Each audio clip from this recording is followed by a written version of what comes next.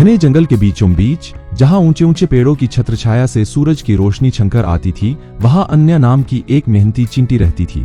अन्या अपनी साथी चींटियों के बीच अपनी अथक मेहनत और अपने परिवार के लिए भोजन जुटाने के दृढ़ निश्चय के लिए जानी जाती थी।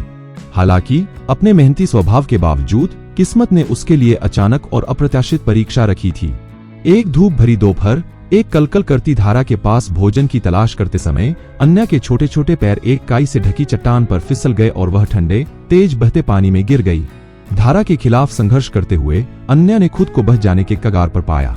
वह अपने सिर को पानी से ऊपर रखने के लिए संघर्ष करते हुए घबरा रही थी।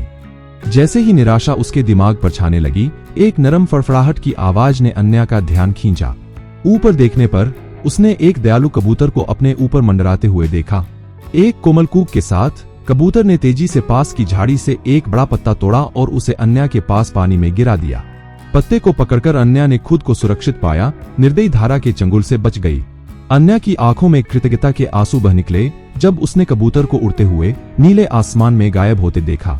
उस पल से अन्या ने कबूतर की दयालुता की याद को अपने दिल में संजोया और कभी मौका मिलने पर कृतज्ञता का कर्ज चुकाने की कसम खाई। दिन बीतते गए और अन्या ने नए जोश के साथ अपने कर्तव्यों को फिर से शुरू किया, लेकिन कबूतर के निस्वार्थ कार्य की याद उसके दिमाग में बनी रही। फिर एक दिन जब अन्या जंगल के फर्श पर भाग रही थी, उसने पेड़ों के बीच से एक शिकारी की राइफल की तीखी आवाज सुनी।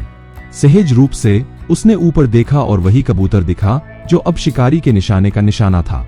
एक पल की भी हिचकिचाहट के बिना अन्या ने बेखबर शिकारी की ओर दौड़ लगाई, अपने छोटे जबड़े को पूरी ताकत से उसके पैर पर जकड़ लिया। अचानक दर्द से चौंककर शिकारी का निशाना लड़खड़ा गया और गोली कबूतर से कुछ इंच दूर जाकर लगी। जब शिकारी दर्द और उलझन में पीछे हट गया तो कबूतर तेजी से सुरक्षित स्थान पर भाग गया। उसे कोई नुकसान नहीं हुआ और वह अन्या के समय पर हस्तक्षेप के लिए आभारी था।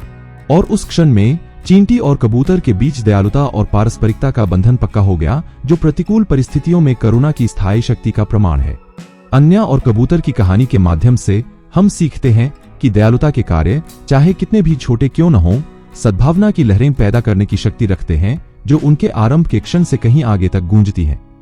यह हमें याद दिलाता है कि चुनौतियों से भरी दुनिया में यह करुणा और पारस्परिकता की हमारी क्षमता ही है जो अंततः हमें बनाए रखती है और हमें जीवन के जटिल जाल में एक साथ बांधती है।